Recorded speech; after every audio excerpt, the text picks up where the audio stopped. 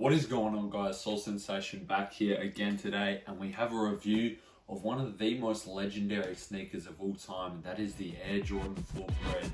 Let's get into it.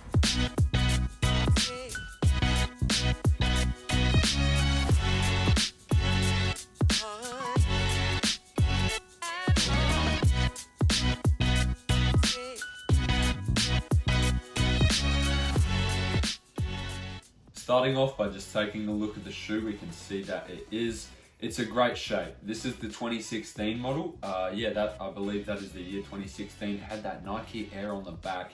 And yeah, it's a good shape. I like the cut of it. I think this is good. Although the more recent cuts that we've been getting, especially with those white cement 4s that came out this year, is a lot better. Taking a look at the material, we have this black Durabuck. It's a good material, it feels nice. The only thing that I don't like about it is that it does attract dust and then it's just a pain to clean. But apart from that, it's a pretty good sneaker. On the tongue, we have a red Jumpman with a flight text in that Jordan font, which is just nice to have. It just adds a little bit of depth and detail to the sneaker. We have grey lace eyelets with that black wing. The wing is probably the most recognizable part of the Air Jordan 4, alongside with that mesh. That mesh, the other most recognizable thing. And yeah, black mesh, I mean, there's not too much to really be said about it, but it's just a great design overall. In terms of breaking down the sole, we have every single color of the shoe all mixed in once. We have the black, the white, the red, the gray, and up the front and back we have those red pods. You can see them on the bottom. Same with the Nike logo right here.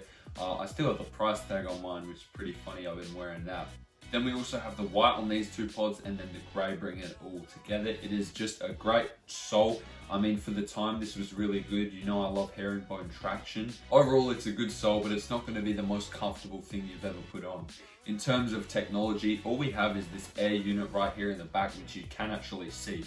So it's not the most comfy thing you're going to find, but it is stylish and it does the job. The Air Jordan 4, comparing to most other Jordans, it's pretty comfy overall. I can't complain with it. It's just not up to par with some of the newer sneakers. As I said before, this Nike Air on the back we do have, and it's a blessing. I mean, this Nike Air just is so important to the sneaker and just gives so much of that depth and detail and that originality with the historical aspect as well. We just love that Nike Air rather than the Jumpman. It just makes that much of a difference. He looks, he gives to Jordan.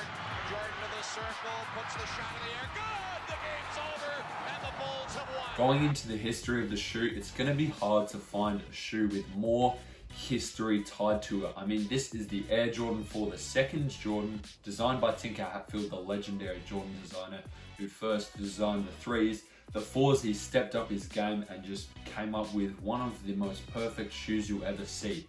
Michael Jordan wore this shoe throughout the 1989 season and had one of his best years, arguably. Key moments of the sneaker is when Michael Jordan hit the shot in 1989 against the Cavs, one of the most recognizable moments in NBA history. So through the high-flying spectacles, this sneaker surely did leave a mark on the sneaker history as well as the hip-hop and street culture, right? We saw these shoes in plenty of media and film. I mean, so many people wear this shoe. It's such a recognizable and classic sneaker that you can't go wrong with it. In terms of pricing and getting your hands on this pair of sneakers, it's definitely going to be a little bit more difficult than when it released. This is the pair from 2016 and they are yet to come out since then, only if you're counting the leather ones. They did come out in a leather form, but if you're talking about the real OG Jordan 4 Breds, they have not yet re-released in 2016. This pair I actually was able to find in Los Angeles while sneaker shopping, and I paid, let's say, $300 US. So definitely not the cheapest pair, but I think it's worth it for having a shoe this recognizable and classic and legendary. Yeah, we pay that price tag any day. And in terms of wearing these, I mean, they can go with a little bit of stuff, not the most wearable sneaker though, I will say. You kind of have to find a black and red outfit to match these. It can be done, definitely.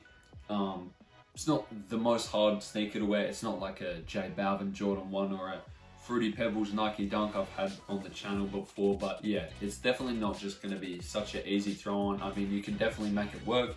But yeah, not the most easy to style shoe, that's all I'm saying.